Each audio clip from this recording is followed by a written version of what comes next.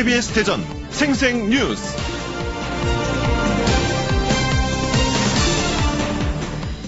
여러분 안녕하십니까? 6월 13일 목요일 KBS 대전 생생뉴스 방석준입니다. 민주투사로, 여성운동가로, 그리고 탄압받는 정치인의 아내에서 영부인으로 우리 현대사의 질곡을 함께 겪으며 기여했던 고 이희호 여사가 별세했습니다. 고인은 국민들에게 우리 국민이 서로 사랑하고 화합해서 행복한 삶을 살기를 바라고 하늘나라에 가서 우리 국민을 위해, 민족의 평화 통일을 위해 기도하겠다는 유언을 남겼습니다.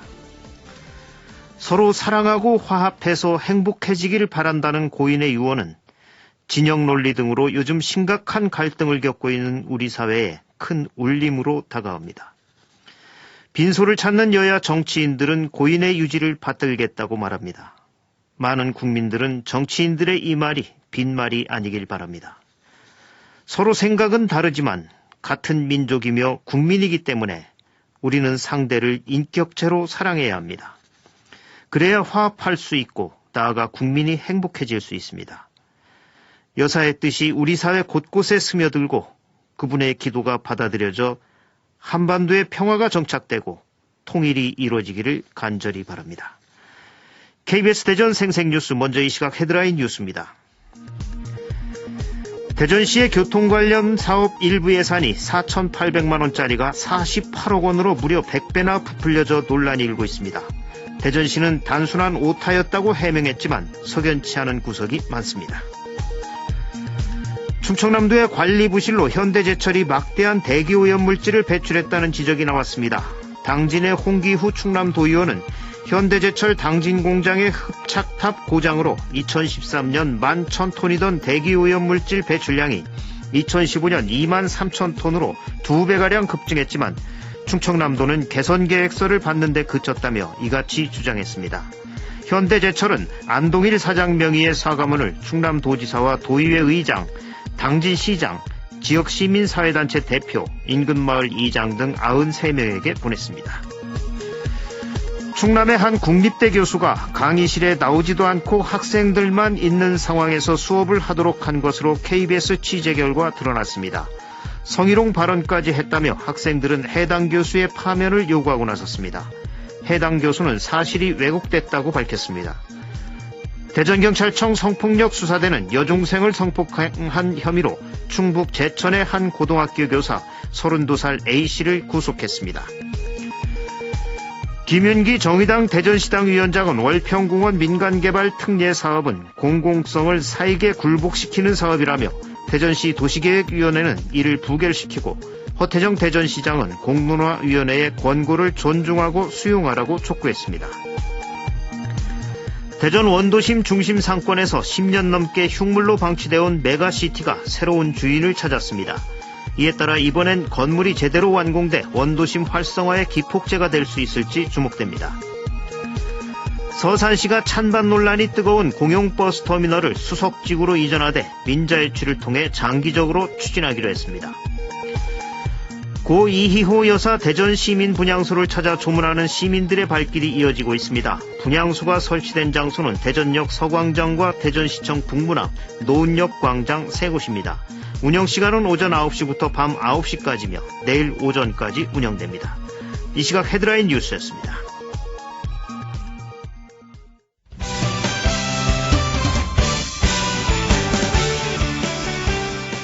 뉴스브리핑 순서입니다. KBS 대전 보도국의 정재훈 기자 나와 있습니다. 정 기자 안녕하세요. 예, 안녕하십니까. 어제 새벽 한국 축구가 새 역사를 썼죠. 20살 이하 남자 월드컵 4강전에서 대한민국이 에콰도르를 꺾고 결승에 진출했는데, 정 기자, 여기에 지역 축구 선수들의 역할이 결정적인 역할을 했어요? 네, 준결승전 후반 추가 시간에 에콰도르의 공격수 네오나르도 캄파나의 헤더슛을 막아낸 골키퍼 이광현 선수가 예산 출신인데요. 네. 준결승뿐만 아니라 월드컵 경기 내내 한국 팀의 수문장 역할을 톡톡히 해내며 빛광현이라는 별명까지 얻었습니다. 뿐만 아니라 대표팀 선수 중 대전 시티즌 선수 2명이 포진해 있습니다. 수비의 핵심을 맡은 이지솔부터 미드필더 김세윤까지 모두 맹활약을 했습니다. 네. 올 시즌 아산 무궁화에 합류한 공격수 오세훈 선수도 큰 기대를 받고 있습니다. 네, 이 다가오는 일요일 새벽 앞으로 딱 한 경기 남았습니다. 대한민국 축구팀 기적을 일궈내길 바랍니다. 이 폴란드라는 나라가 우리 체육사에 기록되는 승리의 장소가 되길 바랍니다. 다음 소식 알아볼까요? 정 기자, 이 대전시가 공표한 대전시 교통예산 일부가 크게 부풀려졌다는데 대전시는 이게 오타라고 하는데 어떻게 이런 일이 벌어진 거죠? 네, 지난 3월 공표된 대전시 교통안전시행계획서 예산에서 문제가 발생했습니다. 예산 내역서를 살펴보면 교통사고 예방을 위한 협의회 운영에 48억 2천만 원이나 책정된 건데요. 통상적인 협의회에 48억이라는 막대한 세금이 쓰이는 것은 드물 뿐더러 지난해 같은 사업에 4,800만 원이 사용된 것과 비교하면 예산이 100배나 급증했습니다. 네. KBS 취재진이 확인한 결과 황당한 답변을 받았는데요. 알고 보니 대전시가 유관기관인 교통안전공단의 사업비를 옮겨 적는 과정에서 1,000원 단위의 금액을 100만 원 단위로 잘못 입력했다는 겁니다. 예.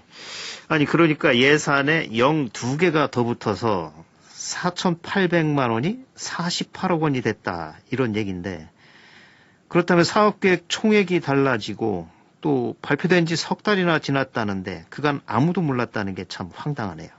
네, 그렇습니다. 결제와 예산 검토를 비롯해 잘못을 바로잡을 수 있는 수많은 기회가 있었을 텐데 이번엔 전혀 작동하지 않았습니다. 그 이상한 점은 숫자만 잘못 적은 것이 아니라 유관기관 예산이라면서 지방비 항목의 금액을 표기해 대전시 교통안전 전체 예산이 지난해보다 44%나 증가했습니다. 네. 더욱이 국토교통부가 지난해 말 발표한 시도별 교통안전시설 예산에서는 대전시가 전국 15위를 기록해 최하위권에 머물렀는데요.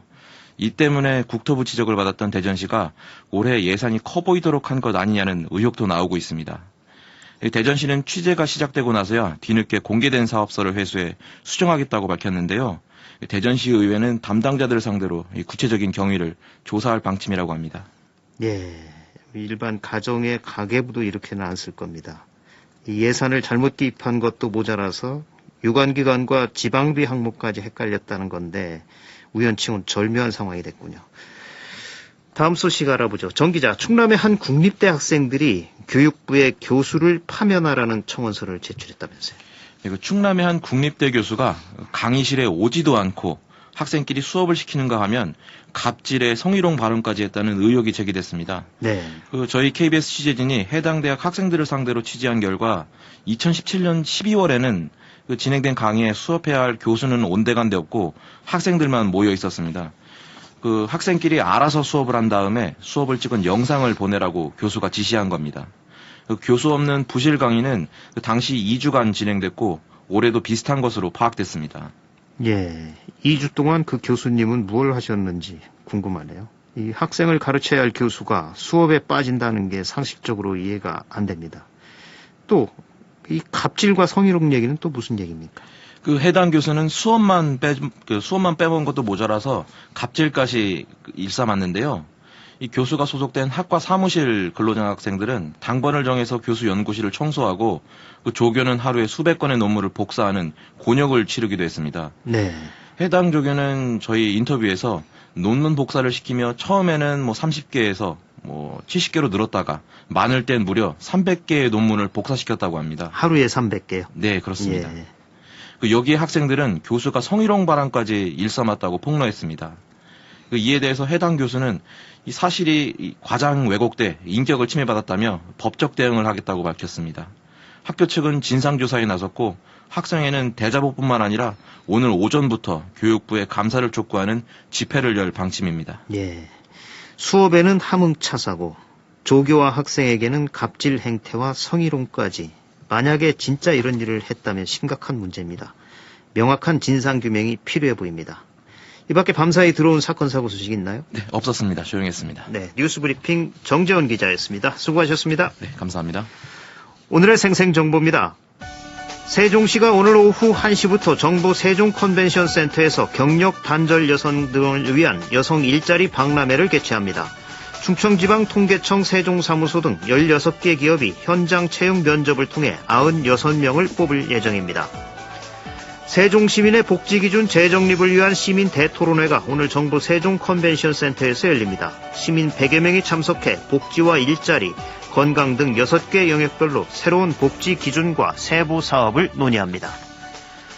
충청남도는 오늘 찾아가는 운전면허 시험장을 도청 민원실에서 운영합니다. 시험장이나 경찰서 등을 찾지 않더라도 운전면허증을 재발급받거나 갱신할 수 있습니다.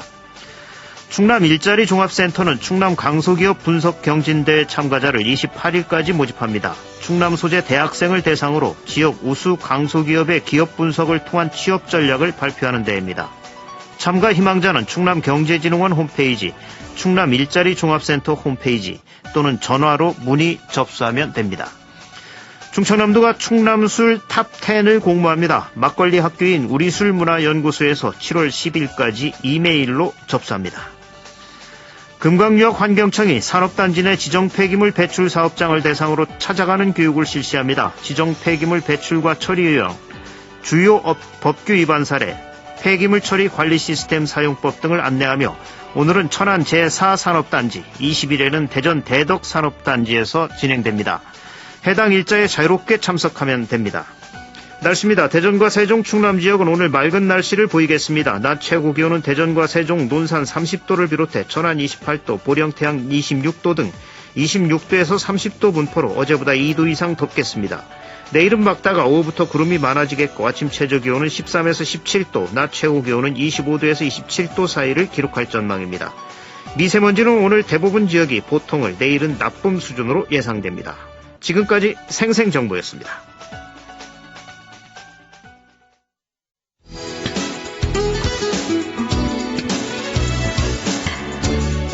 정치에 대한 다양한 목소리를 들어봅니다.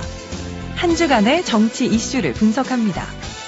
KBS 대전 생생뉴스 정치광장.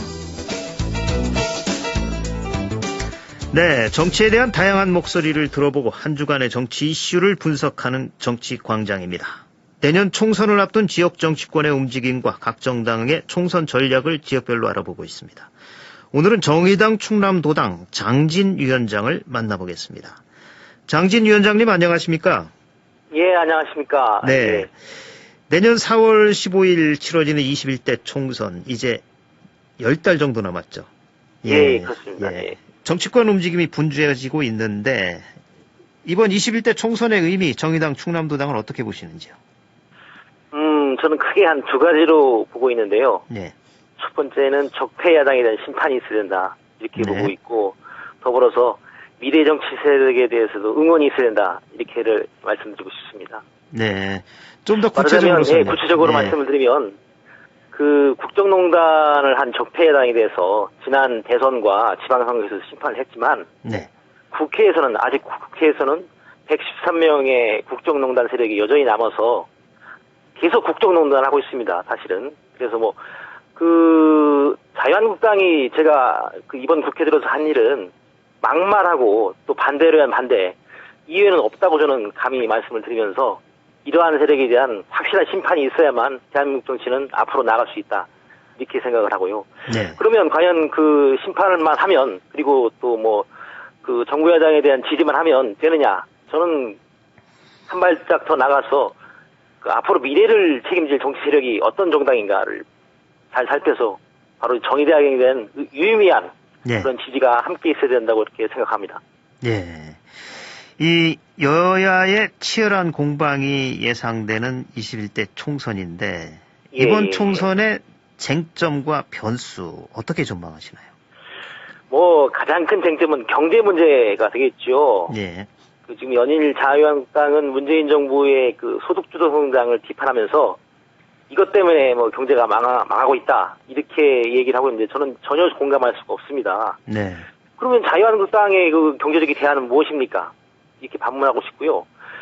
이명박 정부 때, 박근혜 정부 때 했던 비즈니스 프렌들리, 그러니까 재벌들을 위해서 다 규제 하나 해주고, 해고 자유롭게 해주고 하면 경제가 살아납니까? 저는 결코 그렇게 생각하지 않고요. 네. 이참에 과연 어떤 정당의 경제 정책이 가장 합리적이고 서민 경제를 바로잡을 수 있는지 이 부분을 국민들과 함께 토론하고 심판을 받고자 하는 것이 큰 쟁점이라고 보고 있고요. 네. 변수는 어쨌든 간에 북미 관계라고 보는데, 저는 이 북미 관계가 변수를 넘어서 사실은 그 상수, 블랙홀이라고 보고 있습니다. 네. 그래서 그 북미 관계의 그 개선에 따른 남북 평화의 흐름이 단순히 뭐 그 평화와 군축에만 머무르지 않고, 저는 경제 전반, 특히 앞으로 우리나라의 민족사를 가를 대단히 중요한 그런 분기점이라고 이렇게 보고 있습니다. 예, 사실 평화와 통일의 문제는 이게 국내 정치에 활용되면 안 되는 문제죠. 민족적인 과업인가 아니겠습니까? 그렇죠. 예. 예. 하지만 현실적으로 평화 통일 넘어서 가장 사실은 그 서민들에게 중요한 경제 문제에서도 이 부분이 끼치는 영향이 너무나도 지대하기 때문에. 네, 그렇죠. 예, 그렇습니다. 예. 예. 이 정치권은 이미 선거 모드에 돌입을 했는데, 정의당 역시 연동형 비례대표제 도입 등의 당력을 집중하고 있어요. 현재 정의당의 총선 관련 움직임은 어떻습니까? 저희 당은 이제 다음 달에 새로운 지도부를 선출할 그럴 일정을 갖고 있고요. 네. 지도부 선출이 마무리되면 본격적인 총선 대응 체제로 갈 생각입니다.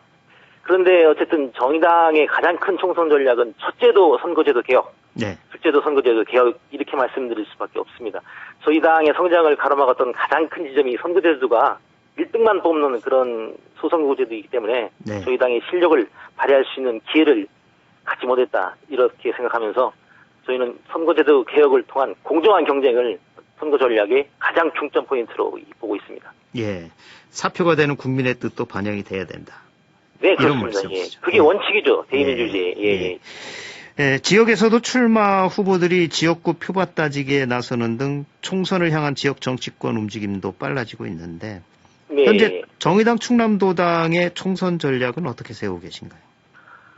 가능한 한 지역구에는 후보를 내야겠고, 네. 더불어서 어쨌든 비례 전략, 유능한 실력 있는 비례 후보를 내고, 또 그 도민들과 함께 정당 비례 투표에서의 득표를 높일 수 있는 그런 다양한 정책 캠페인을 하반기에 벌일 생각입니다. 그리고 네. 아까도 말씀드렸지만 정의당의 총선 전략은 선거 제도 개혁이 있다고 말씀드렸는데, 네. 중앙당에서 공중전을 하면 도당에서는 말하자면 지상전을 해야겠죠. 그래서 네. 그 지역을 누비면서 우리 당원들과 함께 선거제도 개편의 당위성을 함께 도민들과 공유하는 그런 다양한 캠페인을 계획하고 있습니다. 예. 이 충남 지역 당내 후보군 윤곽이 어떤지 궁금한데, 위원장님 예. 역시 이번에 출마하시는 거죠? 네, 저는 당연히 책임을 지고 출마합니다. 지역구는 어디? 천안, 지금은 병을 유력하게 생각하고 있습니다. 예. 다른 지역 지금 후보군 나온 데 있습니까? 예, 천안에 이제 저 말고도 두 분의 후보가 결의를 하고 계시고요. 예. 그 밖에도 아산이나 서산, 또 이렇게 당진, 보령, 서천 등 저희 지역위원회가 있는 곳을 중심으로 예. 후보 전략을 지금 고민하고 있습니다. 예, 주로 충남 서북부 지역에 예. 저희 예. 당원들이 많이 사는 그런 곳입니다. 예, 아무래도 그쪽이 산업화가 많이 돼서 그런가 보죠. 그렇죠. 예, 노동자들도 많이 있고 저희 예. 당에 대한 지지도 상대적으로 높은 지역입니다. 예.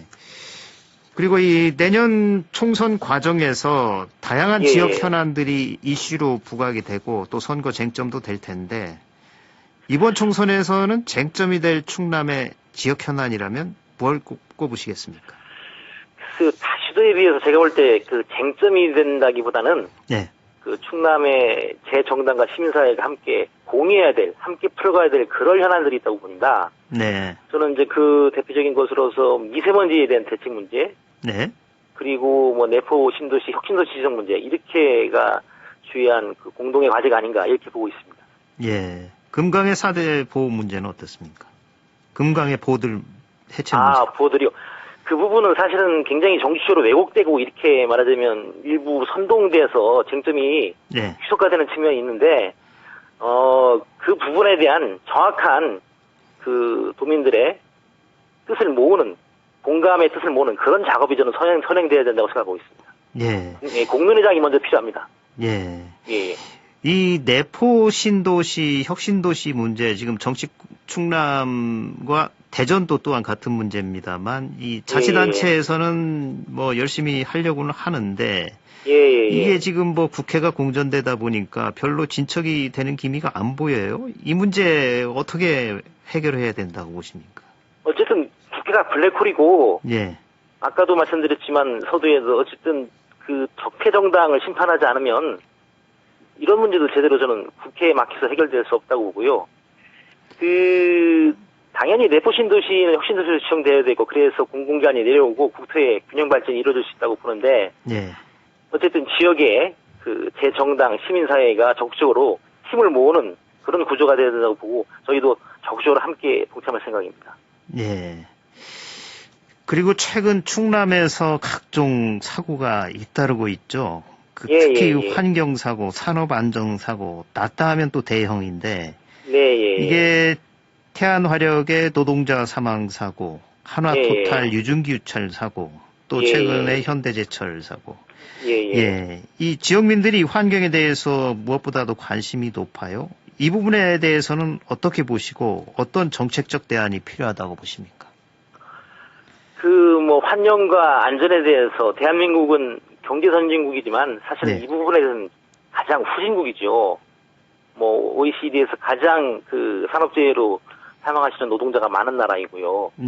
그런데 어쨌든 지난 서산에서 너무나 불행한 우리 김영균 청년 노동자가 사고로 돌아가시는 일이 있었는데 그래서 정말 줄기차게 저희가 요구를 해서 산업안전법이 만들어지긴 했는데 이게 허점투성인 거죠. 김영균이 배제된 산업안전법인 거예요, 사실은. 그래서 지금 어쨌든 국회에서 그 안전과 환경에 대한 여러 가지 법률들이 개정 중인데 이것을 맡고 있는 것이 역시 자유한국당입니다. 그래서 저는 그 대안을 세우는 부분도 상당히 중요하지만 정책적 대안도 중요하지만 정의당은 진보정당으로서 환경과 안전에 대한 확실한 정책적 대안을 갖고 있고요. 우선되어야 되는 부분은 국회를 개혁하지 않으면 그 적폐 세력을 환경과 안전을 가로막고 있는 적폐 세력을 심판하지 않으면 저는 환경과 안전에 있어서도 한 걸음 나갈 수 없다 이렇게 보고 있습니다. 이 태안화력에 대한 정부 조사단의 활동이 중단됐죠. 아직도 중단된 상태입니까? 일부 개재됐다는 얘기는 들었는데 어쨌든 이런 것들도 국회에서 사실은 제대로 역할을 해야 되는데 그 문제의 본질을 회피하고 끊임없이 그 기업의 편만을 드는 그런 정치 세력들과 언론들이 있기 때문에 이런 것들이 제대로 이루어지지 않고 있다고 저는 보고 있습니다. 모든 게 기승전 국회군요. 그렇습니다. 정치가 바로 서지 않으면 노동이 바로 서겠습니까? 환경, 안전 이 부분이 바로 서겠습니까? 그래서 저는 그렇게 보고 있습니다. 정치가 가장 중요한 국민의 삶을 좌우하는 저는 영역이라고 자신 있게 말씀드릴 수 있습니다. 그래서 국민들이 투표를 잘해야 되죠. 그럼요. 국민의 삶은 정치가 결정한다고 저는 다시 한번 국민 여러분께 부탁드리는 바입니다. 현재 지금 패스트트랙과 관련해서 국회가 공전이 되고 있는데 이 부분은 어떻게 풀어나가야 된다고 보시죠? 어쨌든 그 선거제도는 합의 처리되는 게 저는 바람직하다고 봅니다. 추경도 있고 해서 자유한국당이 6월 중에는 국회에 들어올 거라고 보고 있는데 당연히 원칙을 준수하면서 합의를 도출해낼 수 있도록 노력을 해야겠지만 그게 안 되면 지금 국회에 올라와 있는 패스트트랙 안을 투표로 국회 본회의 투표로 저는 확정 지을 수밖에 없다 이렇게 보고 있습니다. 국민들의 합의 처리를 요구하되 당연히 시도하되 그것이 안 되면 국회법에 의해서 패스트트랙을 본회의 투표로 결정지어야 된다 이렇게 보고 있습니다. 최선은 합의 처리되 그게 안 될 경우 차선책도 해야 된다. 어쨌든 지금에 있어서 이제 국회에 올라와 있는 그 패스트트랙 안이 있지 않습니까? 그거를 본회의 어쨌든 표결로서 확정짓는 것은 국회법에 보장된 것입니다. 요즘 대한민국 그 축구가 굉장히 국민들한테 희망을 주고 있죠. 특히 이제 천안은 축구의 메카로 앞으로 발돋움할 계획을 세우고 있고 그게 거의 가능성이 보여가고 있는데 천안 그 축구 메카화에 대한 생각이 있으시면 좀 이 기회에 밝혀주시죠. 어쨌든 그 부분에 대해서는 제가 특별히 이제 고민한 지점은 사실은 좀 없습니다만 그 과정에서 한 가지 우려되는 부분은 천안에 사실은 이전에 보면은 천안 야구장 관련해서 여러 가지 잡음들이 있지 않습니까? 그래서 이제 축구 메카하는 그런 과정에서 또 그 사실은 개반 시설을 이렇게 짓는 과정에서도 시민들의 의견에 귀를 기울이고 이후 여러 가지 잡음이 없는 그런 형태로 진행이 됐으면 좋겠습니다. 잡음 없이 진행이 됐으면 시민들의 좋겠다. 의견을 충분히 물으면 예. 일부 몇 사람이 사실은 탁상공론 이슈로 결정하고 밀어붙이는 게 아니라 예. 그 공론회의 장을 통해서 여러 사람의 목소리를 반영해야 된다고 생각하고 있습니다. 예. 마지막으로 유권자들에게 하시고 싶은 말씀 있으시면 해주시죠. 예, 유권자 여러분께 간곡하게 저희 정의당 충남도당 위원장으로서 당부드립니다. 제가 볼 때 가보지 않은 길은 사실은 익숙하지 않습니다. 하지만 익숙한 길만 가다 보면은 새로운 길을 개척할 수 없습니다. 87년 민주항쟁 이후 우리나라 정치가 민주화를 위한 정치였다면 저는 앞으로 이후 30년의 정치는 복지국가를 건설하기 위한 정치가 돼야 된다고 생각하고 있습니다.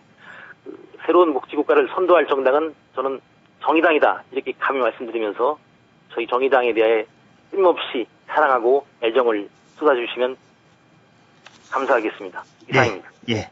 정의당 충남도당 장진 위원장이었습니다. 오늘 말씀 고맙습니다. 예, 고맙습니다. 지금까지 내년 총선을 앞둔 지역 정치권의 움직임과 각 정당의 총선 전략, 오늘은 정의당 충남도당 장진 위원장과 말씀 나눴습니다. 주간 브리핑입니다. 대전일보는 대전혁신도시 지정, 충청권 공조 열세, 충청투데이는 지역의원들 책임감 가져야란 제목들을 각각 달고 공공기관 지역인재 채용 부문에서 역차별을 받아온 대전시와 충청남도가 혁신도시 지정이라는 카드를 꺼내들고 지역 균형 발전을 모색하고 나섰지만 지역 국회의원들의 선제적 대응이 시급하다고 보도했습니다. KBS 대전 생생뉴스 기술의 정하웅, 구성 조미연, 제작과 진행의 방석준이었습니다. 6월 13일 목요일 방송 여기서 마칩니다. 행복하고 평화로운 하루 보내시기 바랍니다. 내일 다시 뵙겠습니다.